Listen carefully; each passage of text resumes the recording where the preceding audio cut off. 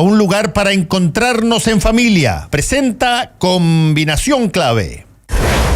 Toda la opinión, realidad y debate sobre los temas que me interesan. Junto a Fernando Paulsen. La clave me escucha.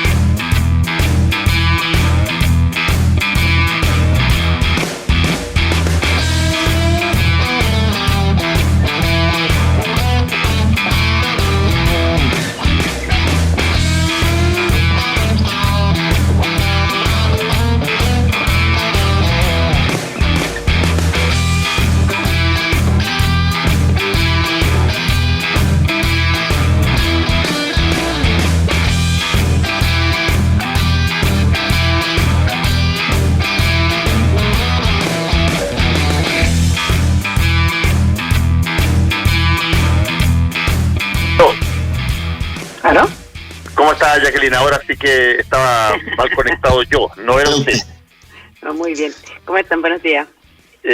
Muy bien, pero tengo que bajar el audio acá porque tengo la mona acá. Espere, un momentito. Uy, ahí se desconectó. Sí, ahí se escucha bien, pero se escuchaba con eco. ¿Aló? Sí. Ahí estamos. Jacqueline, ¿por qué no nos da una suerte de revisión, de vistazo a cómo usted está viendo lo que ha pasado hasta ahora? A ver, mira, yo creo que es en relación al tema del coronavirus, yo creo que estamos un poquito mejor de lo que se expectaba inicialmente. Es decir, al comienzo se pensó que y eso se ve en que han habido pocos fallecidos. Y yo creo que porque de alguna manera, y a pesar de que hay gente que es muy porfiada todavía, se han tomado las medidas de resguardo, el aislamiento social, que ha hecho que la gente se vaya contagiando, pero se vaya contagiando de a poco y no hayamos tenido una avalancha de contagios como pasó en otros países en donde termina colapsando las redes de salud.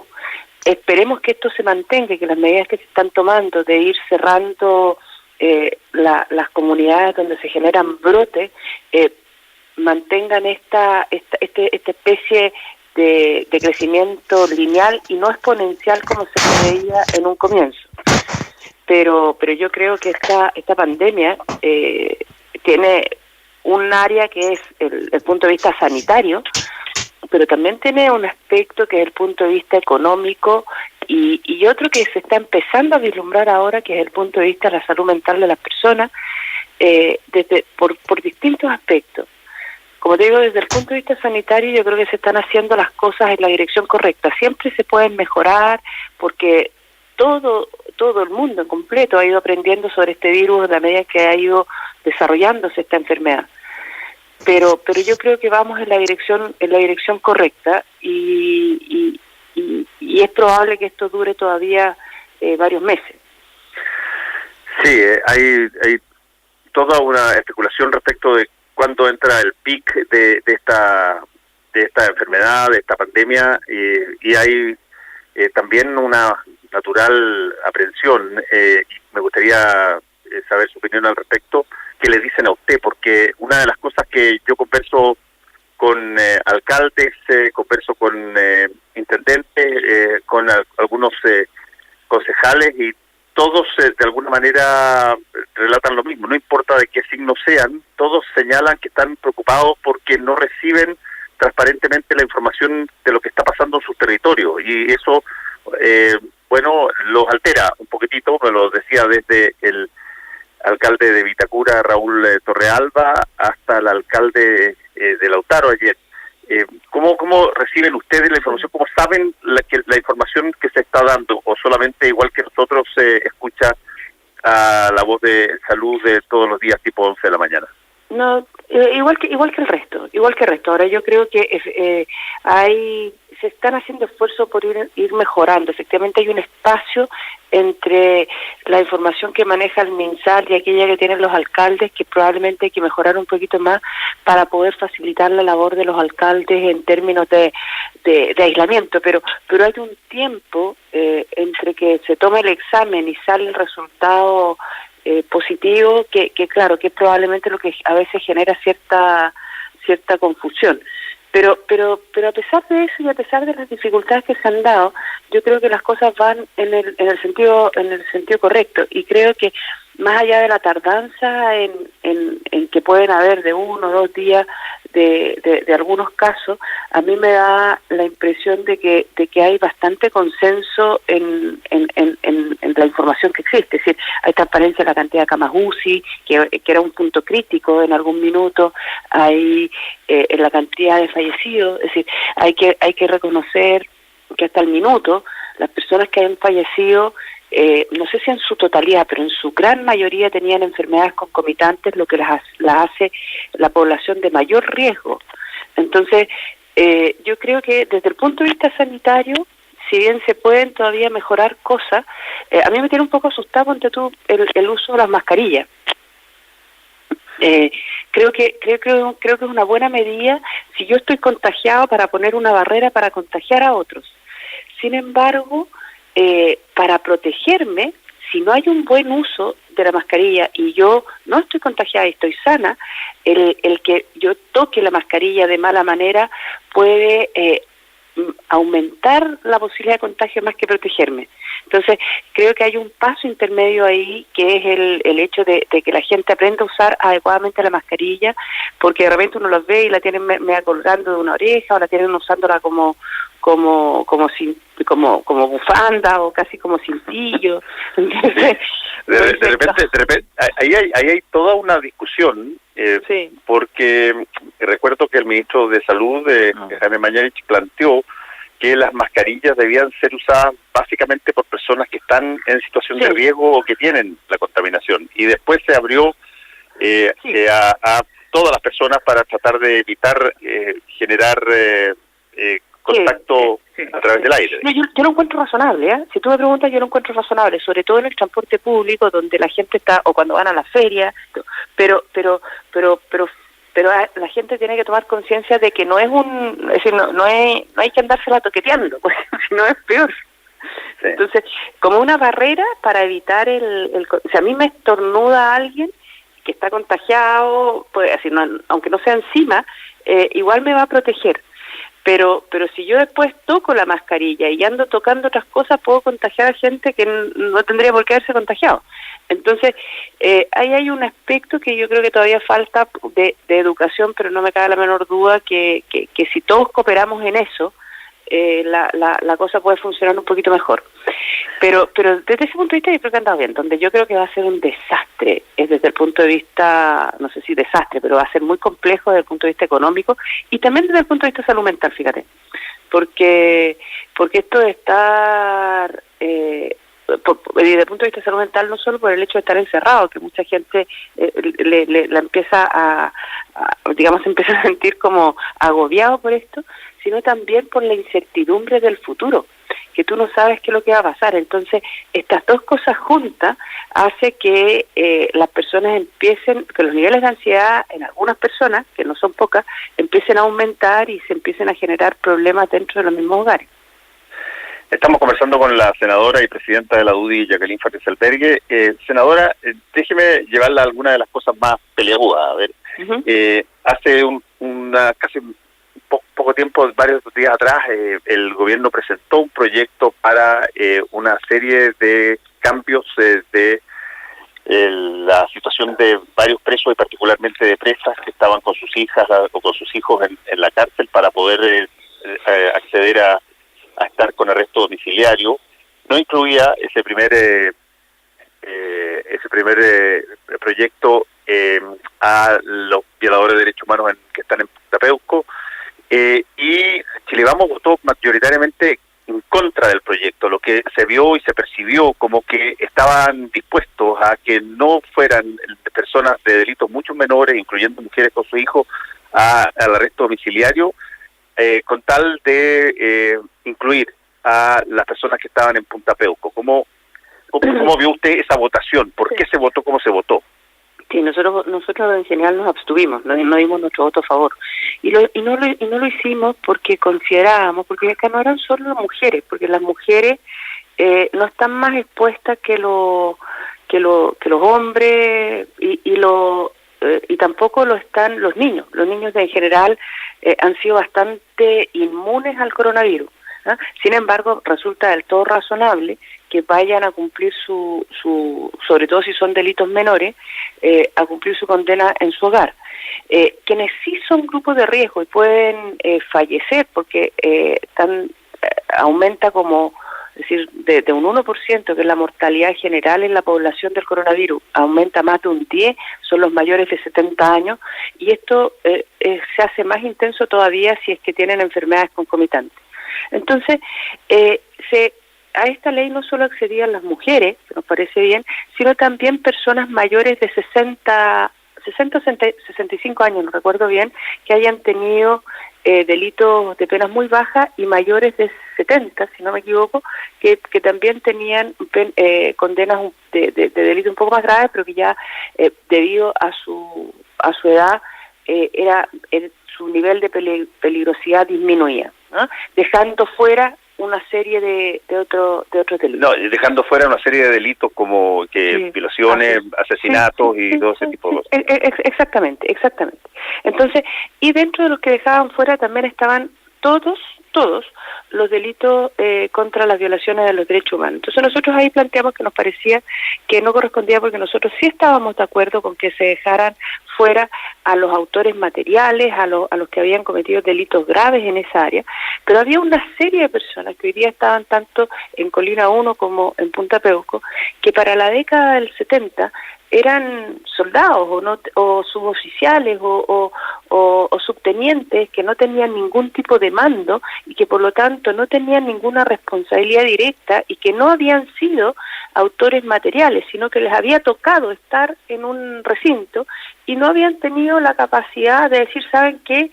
Yo me voy de acá, no estoy dispuesto a estar en este lugar. Y esas personas han sido condenadas entre 5 o 10 años producto porque se juzgan además en el sistema penal antiguo. Entonces lo que nosotros decíamos, esas personas que en la década del 70 tenían 20 y tantos años, 30, todo reventar, y que no tenían ni un mando, que no tuvieron una responsabilidad directa, que fueron efectivamente condenadas, pero condenadas no como autores materiales, sino como cómplices. Cómplices y encubridores. Exactamente, por el hecho de haber estado ahí, nos parecía que si poniéndole incluso requisitos más altos, que fueran mayores de 75 años, que tuvieran enfermedades concomitantes y que además sus penas fueran bajas o bien le faltaran, 2/3 de sus penas para salir, en esas condiciones pudieran terminar sus condenas en sus hogares para disminuir la concentración de personas que están en esos penales y también darles la posibilidad de que puedan prevenirse frente a un contagio que lo más seguro que de contagiarse van a terminar en la UCI y más de alguno y con altas posibilidades de fallecer, como sucede con cualquier persona de esas características.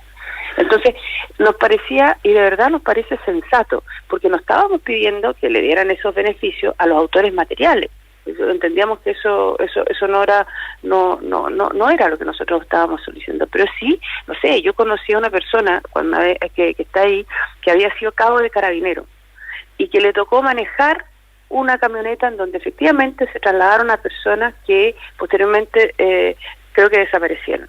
Entonces, él me decía, yo conversé con él en una oportunidad, me dijo, ¿y qué culpa tenía? Yo no sabía, me dijo, ni siquiera sé quién hizo que yo hiciera eso.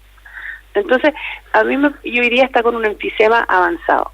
Entonces, me parece que hay que como en todos lados hay situaciones distintas, y me parecía que a este tipo de personas no haberle dado la posibilidad de entrar a ese beneficio, me parecía que era condenarlos a que se pudiese toda la población penal de esas dos cárceles contagiarse, y probablemente, como son todos mayores, se van a morir, por lo menos un porcentaje importante de ellos.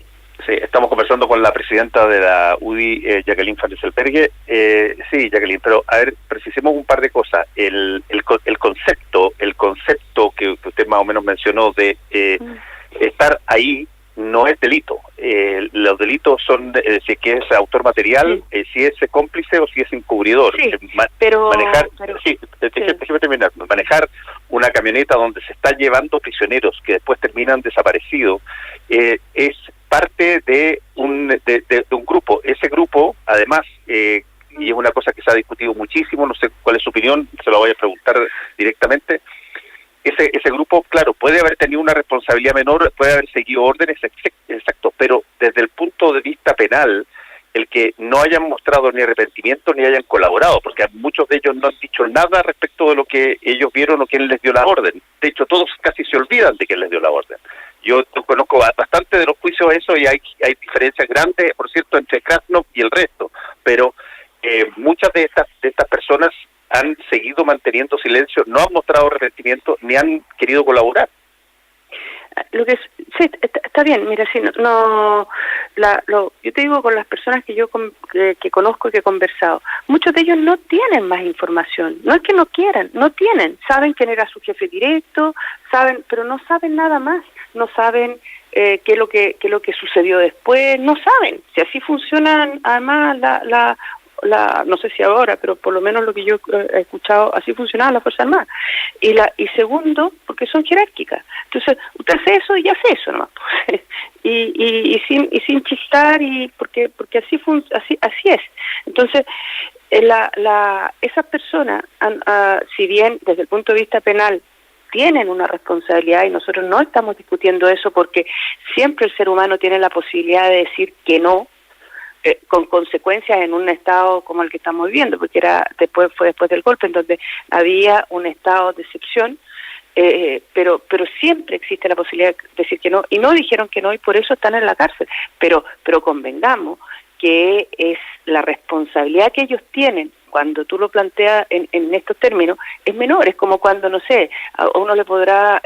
Yo recuerdo decir casos en donde de verdad que las pruebas que se aportan con posterioridad son ciertas, pero son bien circunstanciales, porque alguien dice varios años después que la voz de esa persona se parece a la que él escuchó cuando estaba en tal o cual recinto. Entonces, y hay que también recordar que todas estas personas fueron juzgadas con el sistema penal antiguo, que si bien es un sistema penal que justamente se cambió porque no resguardaba la adecuada defensa de las víctimas. Nosotros en algún momento solicitamos que se pudiera transitar al nuevo sistema penal para que estas personas tuvieran las mismas condiciones de defenderse que cualquiera, pero no ha sido posible, y siguen con el sistema penal antiguo, en donde hasta muy avanzada la investigación muchas veces no saben cuáles son las pruebas que los acusan. Entonces, cuando finalmente lo que nosotros estamos diciendo, que acá aquellas personas que fueron que efectivamente están condenadas, y nosotros no estamos diciendo eso, pero no por la autoría de los hechos. A nosotros nos parecía que, dado que son personas mayores que no constituyen un peligro para la sociedad, que el jurista Manque incluso dijo que eran justamente el grupo de personas que podía haberse beneficiado por esto, porque son personas que necesitan poca fiscalización y poca y tienen baja peligrosidad, correspondían. Entonces nos parece que el no haberlas sumado a esto constituye una discriminación arbitraria. ¿Y cómo se dio el hecho, Jacqueline, de que a los pocos días se presentara un proyecto para que justamente los incluyera? ¿Eso qué fue? ¿Fruto de conversaciones de ustedes con el presidente de la República? ¿Qué fue lo que ocurrió? Lo que pasa es que no lo han incluido todavía, es decir, lo que ellos repusieron un veto porque se les cayó no sé por qué, por un error en la Cámara una parte del proyecto que consiste no me acuerdo exactamente en qué consiste, pero que es lo que hay que aprobar ahora, pero que hacía inviable poner el proyecto en práctica. Entonces, pero repusieron solo eso. Nosotros esperábamos que además ojalá hubiesen sumado lo que estábamos planteando, es decir, algunos casos para poder disminuir la densidad poblacional de las cárceles y que pueda efectivamente en un sistema de riesgo tener cierto aislamiento por parte de las personas que eventualmente tienen que quedarse ahí. Pero eso no fue así y de verdad que para nosotros uno no puede entender esto en un gobierno con un sello de izquierda, pero en un gobierno con un sello centro-derecha, la verdad que llama la atención, porque ese matiz, por lo menos en la mirada nuestra, no debiera haber existido. Sí, ahora, este es un tema que, por cierto, divide a los chilenos, pero de una manera increíble, gigantesca. Mucho, sí. Cada vez que este tema se pone al aire, o salta a primera plana, inmediatamente hay una división palmaria. El presidente de la República ha tenido, por lo menos hasta ahora, una actitud más bien contraria a aceptar este tipo de cosas. De hecho, cerró el penal Cordillera, habló de los cómplices pasivos en un momento dado, y ahora eventualmente va a tratar de que las personas salgan en función del coronavirus, pero me quedo, Jacqueline, le quiero preguntar por eso, me quedo con el tema de la justicia en su forma más, si se quiere, clásica, que es, a ver, estas personas efectivamente están pagando por probablemente los crímenes más brutales que se hacen, y por eso se llaman de lesa humanidad, y por eso es que no tienen posibilidad de salidas alternativas, a no ser que salgan de esta forma como lo estamos viendo nosotros, con un proyecto especial de ley. Pero es una señal, sobre todo cuando no hay arrepentimiento, cuando no hay colaboración, es una señal que en todas partes del mundo se manda al futuro, que es nadie trate de repetir o de hacer cosas similares, porque el castigo de la sociedad es tajante, y así ocurre con algunos de los crímenes más brutales, pero de todos esos, usar la fuerza del Estado para generar muertes, torturas, desapariciones, me parece a mí que es una cosa que está en una escala y en una capacidad o una categoría especial, ¿o no? Sí, no, sí, absolutamente, si nosotros concordamos con eso, si lo único que nosotros decimos es que esto se da en un contexto, que es el contexto de las Fuerzas Armadas, que son jerárquicas, y cuando tú tienes, y bueno, yo no tengo ningún familiar uniformado, pero sí conozco gente que es del mundo de las Fuerzas Armadas, son completamente jerárquicos. Entonces, cuando tú tienes un subteniente, el coronel que está a cargo no le explica nada. Entonces, el gallo que está, el tipo, el subteniente o el teniente, incluso puede ser hasta el capitán, sabe la orden que le dieron. A mí me tocó trabajar con los militares para el terremoto, ¿ya? Y no fue fácil, justamente porque tienen esa cultura, es decir, dan una orden y te esperan que uno le obedezca. Yo era intendente en ese tiempo y me daban una orden, querían que le obedeciera, y yo les preguntaba, ¿pero y por qué tengo que hacer eso? Pero eso no se da dentro de las Fuerzas Armadas. Entonces, yo entiendo, es decir, y por eso es que nosotros nunca pedimos que esto se diera para los autores materiales, para quienes pensaron, para quienes hicieron esto. pero sí nos parece que si alguien entró, porque antes del 73 probablemente la gente entraba a las Fuerzas Armadas por vocación, porque tenían familiares, porque no sé, porque les gustaba, y nunca pensaron verse envueltos en esto, y no y resulta que años después terminan metidos y condenados, porque efectivamente, como digo, yo reconozco que el ser humano es un ser que tiene inteligencia, libertad y voluntad, y por lo tanto siempre puede tener la posibilidad de decir que no. No tuvieron esa capacidad de decir no, asumiendo las consecuencias que eso habría tenido en ese minuto, y por lo tanto tienen que pagar. Pero eso es muy distinto a pensar que son las personas que pensaron todo esto. Y yo creo sinceramente como sociedad que hemos aprendido de nuestra historia. Y tanto es así que incluso con un matiz distinto, pero creo que el presidente del Human Rights planteó que efectivamente las leyes humanitarias no era exactamente esto lo que estaba hablando, sino más bien de los enfermos, estaban dentro de lo que se conmuta. Tanto es así que yo me acuerdo que hace un par de años atrás revivimos de la Cámara de Diputados, de la Comisión de Constitución de la Cámara de Diputados, un proyecto de Juan Bustos, que lo hizo para la población penal general, para que las mayores de 75 años, una vez cumplida esa edad, pudieran conmutar su pena y terminarla en la cárcel. No lo hizo pensando en las personas de Punta Peo, Cocolina, sino lo extendió a la población general con algunos requisitos, como por ejemplo la vista del juez para que efectivamente constate que no eran personas peligrosas.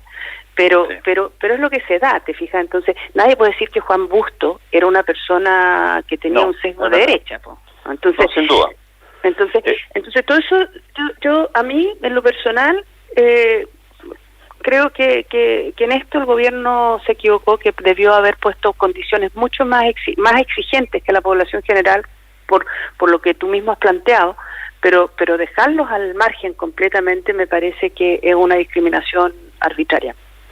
Desde ese punto de vista, Jacqueline, mirando lo que pasa hoy día con lo que pasaba entonces, ¿usted diría que las personas hoy día, los carabineros, por ejemplo, que han disparado y han mutilado a muchas personas, los que le pegan y se ven en los videos, esas personas no pueden alegar que recibieron órdenes y que no sabían lo que estaban haciendo? O sea, hay una diferencia gigantesca entre lo que estamos viendo hoy día en términos de justicia, o debiera ser, versus antes, que efectivamente antes era ignorancia respecto de por qué se estaban haciendo las cosas. Hoy día no se puede alegar ignorancia, supongo, para nada.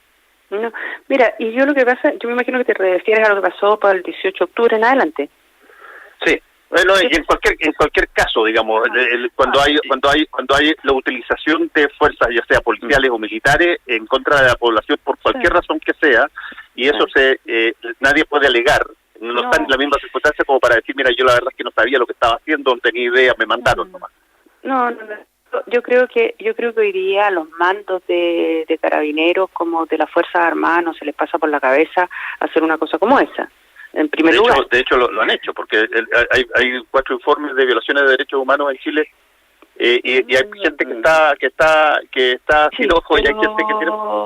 Sí, pero yo diría que ahí hay una situación absolutamente distinta, porque lo que ha hecho las instituciones, tanto los carabineros como las Fuerzas Armadas, como la PDI, en todos los casos, y dado que estamos en un Estado de Derecho, es cuando existe alguna duda en relación al proceder de un determinado funcionario, es poner los antecedentes en los tribunales para que se hagan y se hagan las investigaciones que corresponden, y se investigue si efectivamente el uso de la fuerza que se hizo era el correcto. De hecho, en un par de casos en donde era evidente que había sido excesivo, las mismas instituciones dieron de baja a los funcionarios. Entonces, yo creo que es una situación súper distinta. Es decir, en una institución, por ejemplo, Carabineros, donde hay, 60.000 personas, claro, evidentemente que pueden haber algunos que en el ejercicio de su función puedan tener acciones que no son las adecuadas, que son incorrectas, que son incluso delictuosas, en esta área o en otra, pero que ahí lo que corresponde institucionalmente como país es que esos antecedentes, al quedar en evidencia, se tomen y se pongan en la justicia, en el Poder Judicial, en el Ministerio Público, se hagan las investigaciones y si se comprueba la culpa, bueno, se generen las sanciones y castigos correspondientes. No, me parece, yo estaba tratando de básicamente entender la lógica que usted planteaba para atrás versus la actual. No me imagino que nadie pueda decir por muy bajo rango que sea que no tenía la más leve idea cuando apuntó con la escopeta a la cara de las personas que estaba haciendo o no estaba haciendo algo. Sí, no, yo creo que hoy día nadie puede decir eso. De hecho, yo creo que están todos los protocolos para hasta dónde se debe usar para poder evitar que se generen situaciones de esa naturaleza, en la medida de lo posible. ¿Fijas? Ahora, claro, cuando viene una turba de, como lo veíamos en televisión, de personas que te están atacando con ondas, incluso con armas y carabineros por el otro lado, se genera una bataola de tal naturaleza que claro, además de alguien la forma en cómo reacciona cada uno depende mucho de la persona misma, pues. Pero se supone que hay protocolos que tienen que seguir, y si el que no sigue eso, bueno, tendrá que hacerse responsable porque son profesionales del área de la seguridad pública. Senadora Jacqueline Flores-Selbergui, muchas gracias por este contacto con Combinación Clave, que le vaya muy bien. No, ustedes también, que estén muy bien, cuídense mucho. Adiós. Chao, adiós.